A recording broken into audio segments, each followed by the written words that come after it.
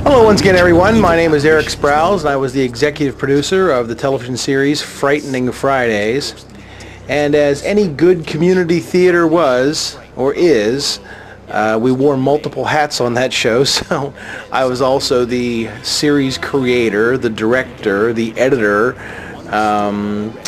the production designer, production manager, costume designer, set designer, everybody on that show. But it wasn't just all me, don't get me wrong. Everybody on that show wore multiple hats, and I just had to be the one that led our merry troop, our merry band of outlaws through Sherwood Forest.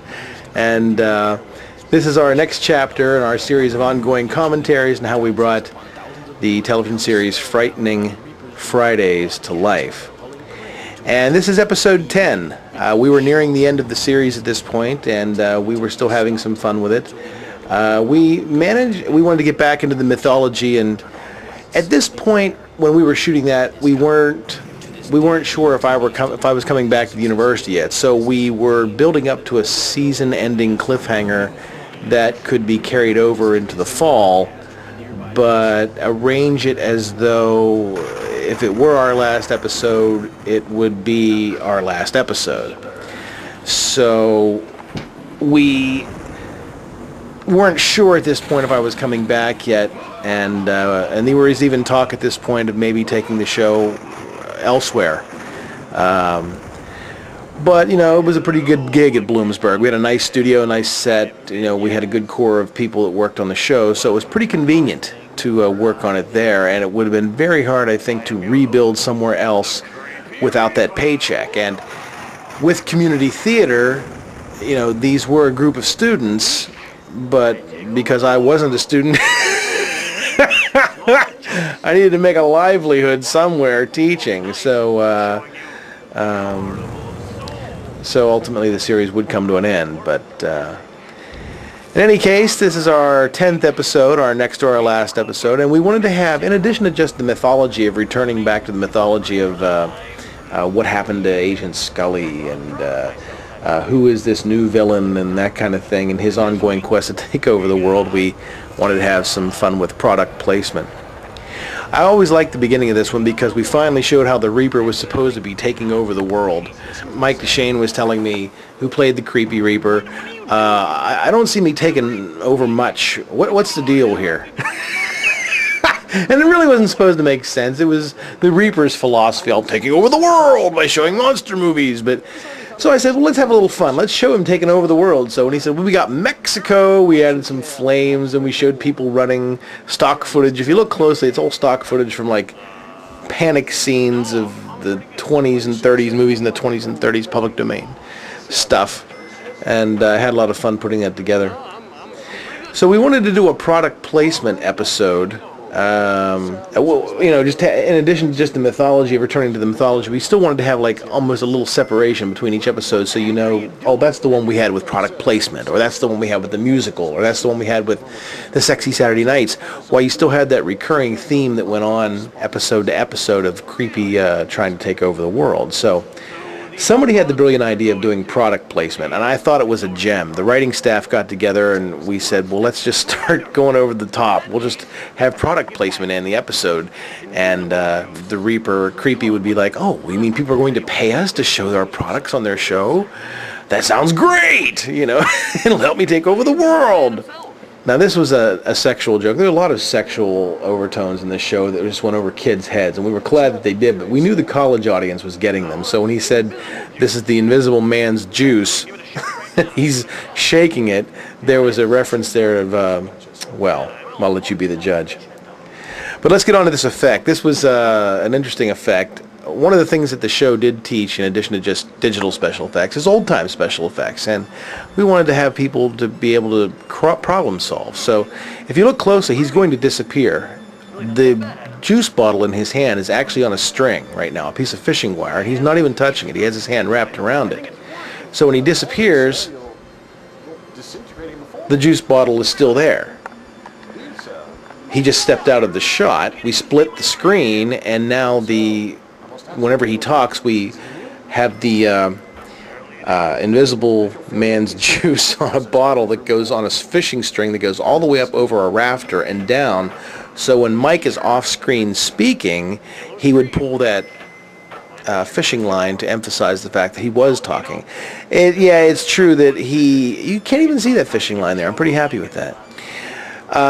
Yeah, it's true you wouldn't talk by the bottle moving up and down, but otherwise the bottle would just swing and look ridiculous. So I kind of like the fact that it just moves straight up and down.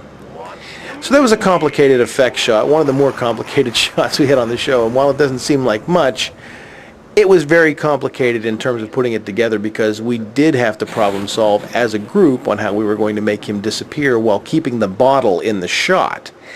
And it was some easy kind of special effects that the crew and myself had to get over. And the writing staff, we said, well, how are we going to do that exactly? And it was nothing more than the bottle being on a fishing string that we threw up over a rafter, and every time that he speaks, he'll pull the string up and down. It was pretty neat, if you think about it.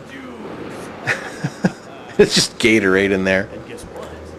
But, you know, he would actually, when he says, oh, I'll sit it down, here comes Gigi, I'm going to sit it down here so I'll be invisible, you know.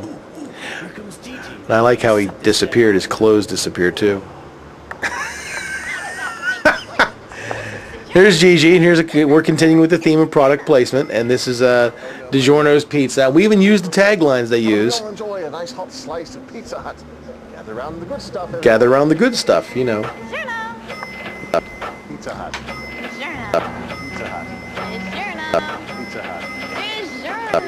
And of course, it's all product placement, so we had to have the taglines and the money dropping into the shot. Mr. Creepy. Get out of my way, idiot. That was kind of cute. And of course, the bottle gets picked up on the fishing string because Creepy's supposed to be back in the scene. There's you, sir, correct? Hey, what are you doing down there? Sorry, sorry. You know, I'm sick of this product placement. We need to get back to It's normal funny, and get back to taking over the world. Looking back at this, and it looks so hokey now, but it was so complicated to pull this off back then with fishing strings and whatnot. And of course, we have Joel doing his honeycomb. And he wasn't mic'd there. This was one of those days in the studio that we had to, again, you know, we had to get around. I feel at this level of educational theater, student theater, community theater, call it what you will, that this is where the real directing goes on. I don't care what anybody says. Spielberg may have multiple giant $1,000,000 budgets with huge complex shots, but here you deal with actual problems and you don't have the money to fix them. As Spielberg would say, just pay those guys off, or, you know, buy this or do that, or you're a professional, you know how to do this. You put me a shot together of the world falling apart, you know, do some kind of a spec shot. Here, you have to deal with what you're dealt. And that day we had to shoot, and the microphones in the studio just weren't working because no one had charged them the night before. They used them on a news broadcast called In Focus, and they didn't bother to charge them. They weren't courteous enough to charge them for our show. So we had to go with what we had. And we had him shout, "Me want honeycomb." And when he did, you know, you could tell he wasn't mic'd. So getting back to our mythology, Agent Scully returns after being gone for weeks and just assumes like it's business as normal because she's been brainwashed by the Evil Reaper. And the Evil Reaper, of course, is kind of a continuing storyline where, you know, the brothers of the Reapers, or whatever, kind of like Sir Lancelot, the Knights of the Round Table. He's our new villain, and he's brainwashed Agent Scully into doing his bidding.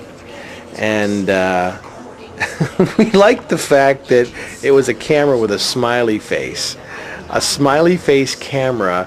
I think the button belonged to either Katie Simpson, who was our costume designer, or Jeremy Mertz. I can't remember at the time.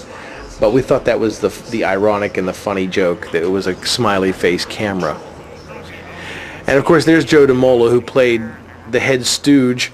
He does a great job at it too. and we just wanted him to bounce around and do a lot of talking. You know, like Beavis and Butthead, you know, like that. And we really that day, you hear him talking in the background. It's interesting if you break down the audio track and just listen to it, because he's talking about absolutely nothing. You know, I like Diet Pepsi. Diet Pepsi's the thing. How come Creepy's always winning on Gigi kicks ass? She's really hot. You know, stuff like that. Just stuff, anything. And then we sped up the film. We sped up the film to emphasize the fact that he was more like a ranting stooge, or sped up the speed of his voice, so it's more like a ranting stooge. And this is, of course, in real life in the BUTV front offices, the studios. And this is the back room. If you look behind the Reaper back in the corner there, just to his right in the back, if you're looking at it on the left of the screen, that's actually where Agent Mahler, his office is on the show, that we've used on the show. And we had to double up with what we did. Again, and I mentioned it before 100 times, community theater, we reuse sets and redecorate sets again and again and again because it's cost effective. Now Spielberg would just say, here's $1 million, let's do it again. Build me a building. You know, so I think that was part of the charm of the show too. And Christina really is a very attractive woman, and I like the fact that she had a cross on her, around her neck, the necklace, because Agent Scully on the old X-Files show actually wore a cross. So it was a nice tie-in. And of course, that's the first time you say, well, what's she doing? She is kind of brainwashed. She's out there, all right. And then she leaves. And of course, Agent Mahler's left to believe, what the hell's going on here? What's your deal? So he decides to follow her to see what she's up to. And this was a nice little bit of intrigue on the show, you know. It's like, well, what's going on here? And, you know, it is really interesting. Of course, you're probably watching this now, and you're like, oh, it's cute. But I tell you what, when you're watching this around 1:30 in the morning with the monster movies, and you're by yourself, and it's up late, and it's dark outside, sometimes we can actually be a little creepy on the show. And, of course, that was everybody used to make fun of me when I went in on that shot because they called it the gratuitous boob shot. And Christina was a real trooper in letting me get the camera in that close to emphasize that the smiley face pin was actually a camera that the Reaper was using. I like the fact that Joe just keeps getting hit around, and he has if you look closely at his chest, it says Stooge right across. This is the hallway outside the BUTV studios, and they're actually going into the BUTV equipment area, which is kind of I thought, you know, it's not really a stretch. She's going in to sign out a bit of evidence from signing out a piece of something from somewhere, and that's exactly what they are in real life, where they're going. This was a complicated effect shot. Everybody, if you see all that stuff falling in the background, everybody in the studio had a wire in their hand. Every cast member, every crew member, to pull either a bone or a candle or a cross or a skull or something over to emphasize that they were walking around invisibly and they couldn't see. They can't, well, if you think about it, you can't see your hand, you can't see your feet, you can't see where you're walking. And they pulled everything over as the camera panned one at a time, emphasized they were walking around invisible. And I really like this too. It was more of our product placement, and I think somebody told me that Joel Stevenson, who played Igor here, worked at Subway, and that's where he got his hat and his fresh baked bun shirt. I don't know if that's true or not, but they got it somewhere. It's hard to remember where we got all these pieces, but the writing staff would get together at night, probably about a week before the show was produced, and we would write these out, and then after we wrote them, we'd say, okay, who's going to get the props? And we'd all kind of like roll our eyes and say, yeah. And that's what we did. We actually had to find the props, so it was a little difficult.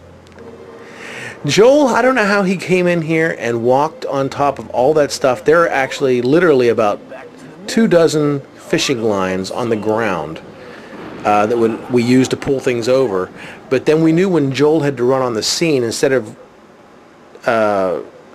kicking those lines out of the way, we had to just drop the fishing wire after they were pulled and let it lay flat so Joel would have the opportunity to walk across them without kicking them around and pulling something else.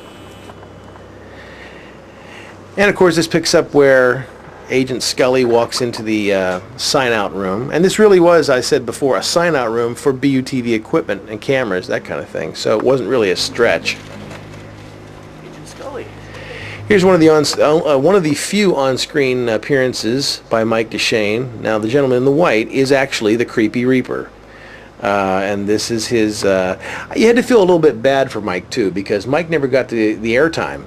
You know, he did a really good job as the Creepy Reaper, but no one ever saw his face, so he would never get the recognition. It was kind of like... he'd never get the recognition when he's out and about. Cedric could get recognized... Ben Willis would get recognized as Cedric, say, hey, you're the guy from Frightening Fridays, but here's Mike's walking around and no one ever knows who he was. And it was a little frustrating, I think, for Mike. He wanted a little notoriety. I think everybody does at this age and stage in your life. So this is his little cameo. Well, let's say it's his only speaking line in the series. That had to be well timed. That was very well timed too. We wanted to make it as though he gets out of the way just as Scully turns around, and it looked pretty good on camera. I think actually Mike spoke one other time on the series. It was in Sexy Saturday Nights. He was one of the guys that came walking in with the little signs that says "Down with Porn," and he was screaming and shouting, "Yeah, we hate sex," that kind of thing. But this is really his only on-screen appearance where he has actual dialogue. He's a pretty good actor. He has the good reflections and monotones down. Now, what we wanted here is to clear this storyline up. He finds that there was a piece of old evidence locked away, and it was a Reaper's medallion, which is the source of power of all the Reapers. And there was pictures, and if you look close, it says circa 1897 on a marker on there. And what we did was we took a picture of the medallion on a photocopier, then we printed it out, burned the edges, gave it a brown tint so it looked like an old photograph, and we wanted to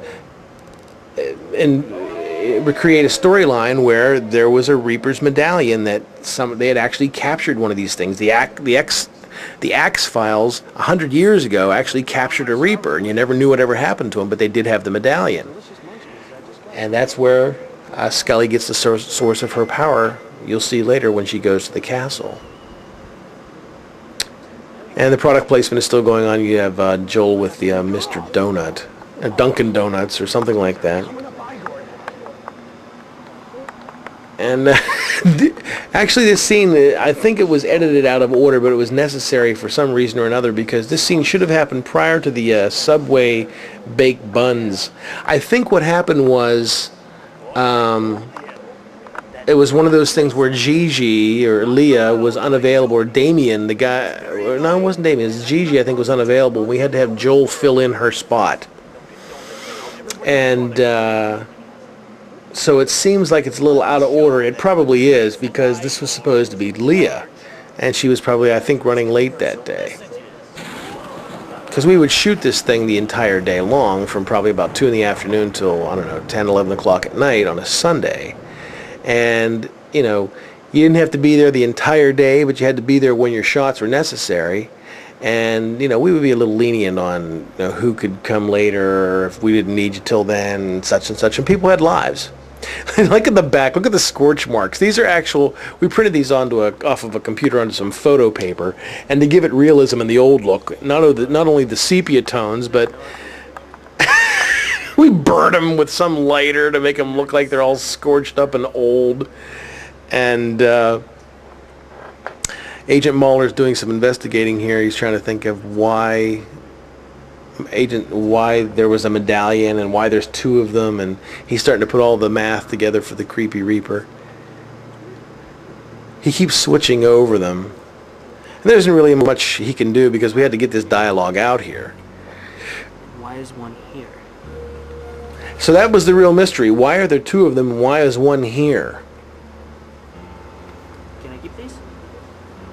Yeah. And, we wrote Exhibit A and shit like that on there because, back in the 1800s or whenever this was supposed to take place, they didn't really have a structured form of bookkeeping.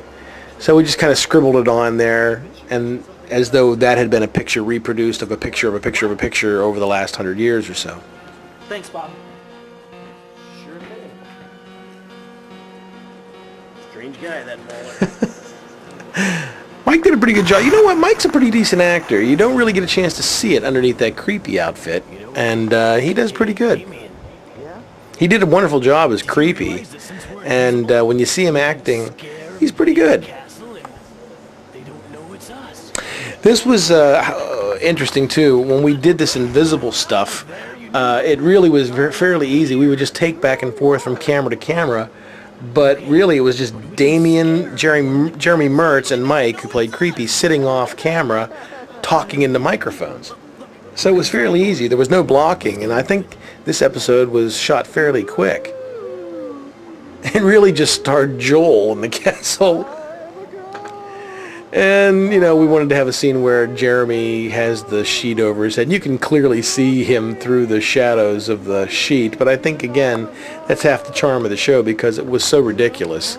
It's what they call theater of the absurd, and it's kind of like what the old Batman show was with Adam West. You know, they had over-the-top storylines that were just so ridiculous. They accepted the fact that sometimes mistakes would be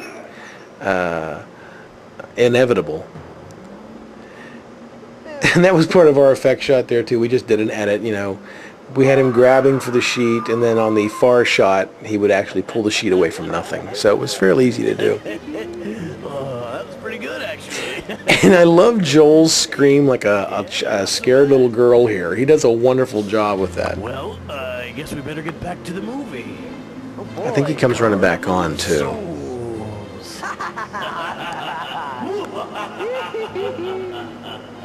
I think.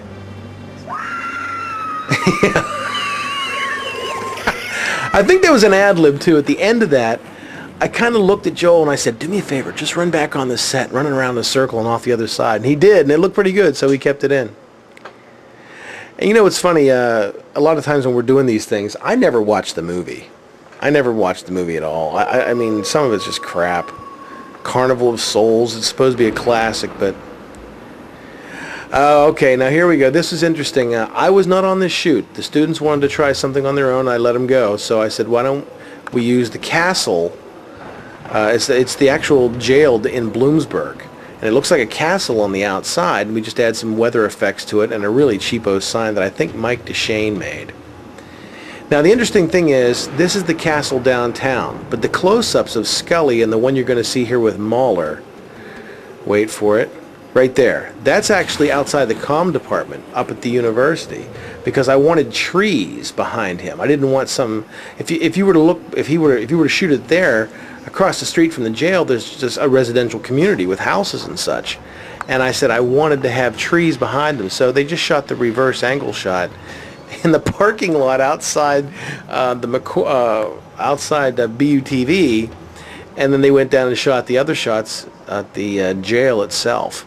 So it was it was very nice editing, crafty editing, and how we put it all together. So it looked like this castle was out in the middle of nowhere. I remember they were telling me a story too when they were down there. They didn't want to get a ticket where they were parking, and it was really tight, and how they could shoot it. So they had their own issues out there on location and doing that, putting it together. And there's the effect that now you see she's possessed completely by the Reaper's medallion or whatever the evil Reaper has in store. And I wanted some effect there. So when she puts that thing on, you can tell, like, well, what's she have this medallion for again? What's she doing? So when you put it on, you realize that she's there to do something, and it's a very powerful medallion. And of course, Mauler has suspected the entire time she's been back that something's been wrong, so he's following her to see what she's up to. Now, meanwhile, in another area of the castle, and that's why I added the special effects when they first came in the door of the bubbling and all of a sudden cut it. So you're led to believe that they're watching the movie somewhere else in the castle, and they don't know that Scully and Mauler are in the castle. They're still doing their product placement. And I thought that was cute. I think that was actually Leah's suggestion. Maybe it was Ben's. But when she did There's No Wrong Way to Eat a Reese's, I said it'd be really funny if Leah just stuck it in her eye. And we kept it in. It was cute. And as you can see, there's cables coming out of their butts. And particularly for Ben, I think it was just a little bit of laziness on his part, because normally he would run that down his pants, and we wouldn't shoot as wide. But you can clearly see the cables from their microphones coming out there. And again, it was one of those days where we had no choice, because normally there were 2 wireless microphones that we used, but they weren't charged, and we had to plow forward. So fortunately for community theater, it was one of those things. And of course, we're doing Cheese Nips, Reese's, and we're also doing Verizon. I think we do the walk on here from the Verizon guy. Can you hear me now? Good. Again, it's theater of the absurd. None of it makes sense, and that's perfectly okay. And again, you see Joel running around those cords, and he's pretty lucky that he just didn't trip over them at the same time, you know. But that is one of the things that we were faced with. One of the challenges was the fact that we had so many chords and so many hidden. There was so many. It was almost like the guy in The Wizard of Oz who's pulling the strings, the man behind the curtain. There's so much stuff that's going on that set that you don't see to make it look at least semi-believable. Cords and wires and everything, and people pulling them at the right time and the right way, and it's the things you don't see that make the show interesting. This is an effect shot where Damien's invisible juice has worn off, and he comes out of the door. That we make a joke in the next episode, because that door goes everywhere. It goes to the outside, it goes to the video vault, it goes to here, the bathroom. So we make a joke about it in the next show, because we wanted to laugh at ourselves. Instead of being laughed at, we laughed with everyone.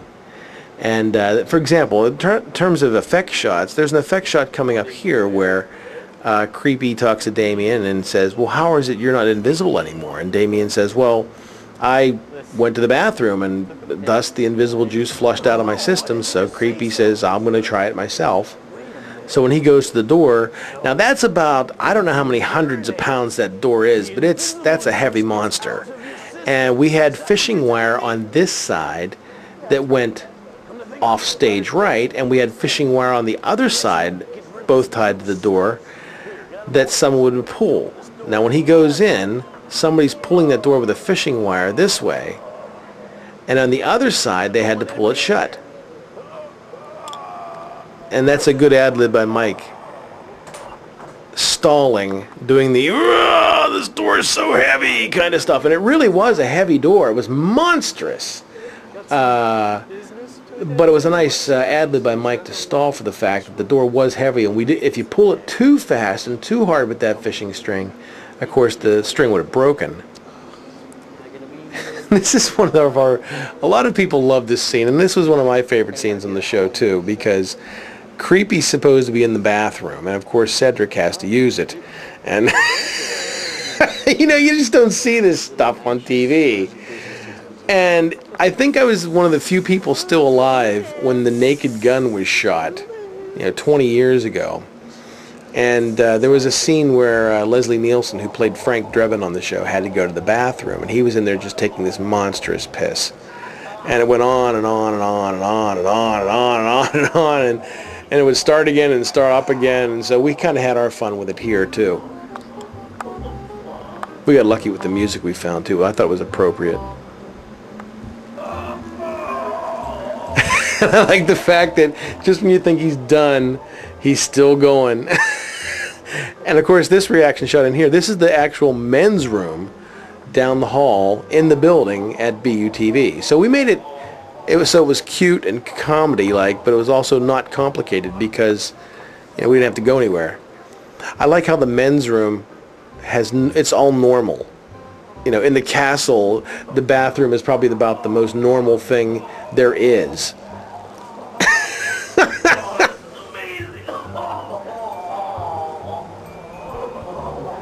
And there was a little bit of controversy, like, should we show this, should we not? And I'm thinking, you know what? They show this stuff on TV all the time.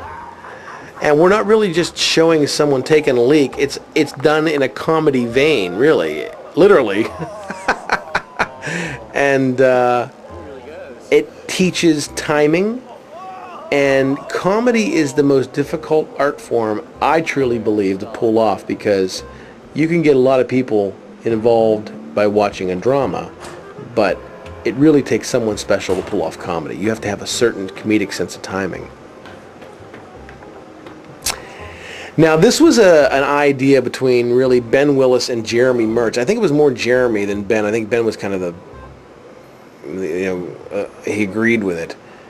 It's what they call awkward bathroom moments. You know, when you're in a stall next to another guy out in public and you're going to the bathroom, no one says anything. You know, you're just like, hey, how you doing? You know, it's so awkward, and you're in there trapped going to the bathroom for 30 seconds a minute. So there's all this silence. And Jeremy and Ben thought that was the most hysterical thing ever, and I loved it. I thought it worked very well. Now, Ben had a cue here. His line was supposed to be, what do you think of the Patriots? And that, of course, would cue the rest of our joke. What do you think of the Patriots? Then there's a toilet flush, and the camera pans over, and it's Gigi. And we thought that was a funny joke. We thought that was hysterical because it's Gigi, and she's the hot girl on the show, and here she's using a urinal in the men's room, and it's like, Not only was that moment awkward between the two of them, now they're like, yeah, that was weird. And they were talking about everything. If you listen to that dialogue carefully there, they were talking about the weather and do you think it'll rain? Because it really is awkward when that kind of stuff happens. And I think Matt nailed it right there. We were trying to shoot his reaction in the glass of that camera, and it was really up to Mike to do that. We did see his eyeball briefly, or what's left of his eye socket. And of course he's back to normal and he can see himself. Welcome back. I hope you guys enjoyed the car. Mike's always looking down at the floor too because he doesn't want to trip over something. And it is difficult seeing out of that, especially on a horror host show like this because the lighting is always so dim and dark. It's hard to see enough if in that costume, I think, in the bright light. But now he has to try to see through it in the dark. Well, I guess that makes him better. Yeah, better and better. And this was a nice little joke we had with the Johnny Carson music. That's like classic theme song. Everybody knows that song. Even if you're, it's been off the air now for 15 years, but everybody knows the Johnny Carson theme song. And this is the last segment, segment 8 of our 10th episode. And, of course, like the fog machine's just going nuts. That's something we couldn't avoid either, was just the hissing fog machine. And, of course, that was our last product placement to wrap that up. And we had to get Cedric off the set because we wanted to trap Creepy alone when Skelly comes on possessed with the power of the Evil Reaper's plan and his second medallion he had. And, of course, you're like, well, what's going on here? And the power is generating right there, and bam! Now, I wanted like a Darth Vader thing where she grabs him by the throat and lifts him, and when he shows that shot of him being lifted off the floor, it was Ben and I, and he was like leaning on our shoulders, and he was lifting himself up in that shot. If you look closely in some shots, especially the next episode, there are shots you can actually see him standing on a stool for this, and we tried to cover it up with some fire and flames, and we added some fire and flame here because the Evil Reaper was supposed to be bad, and we just thought it was more effective, That was such a hard shot for Christina because she kept giving these bedroom eyes for some reason in that reaction shot. And I was like, Christina, what are you doing? I said, all I need you to do is have your mouth be open and you're acting as a conduit, a channel for the voice of the Evil Reaper. That's all you're doing. And she really had an issue with that. But she pulled it off in the end. I thought it looked pretty good. So that's episode 10 of Frightening Fridays. Some little behind-the-scenes information for you on what went into the making of that show. And, You can always see more by watching the discs again. And I'll be back on the next disc for our series finale of Frightening Fridays, where it all comes to a head, full boil, and one of the best effect shots I think I was so proud of on this show that I thought really worked. And until then, next time, bad luck and worst wishes. This is Erik Sprowls. We'll see you on the next disc. Take care. You're watching BUTV, Bloomsburg University Television, the home of the Huskies.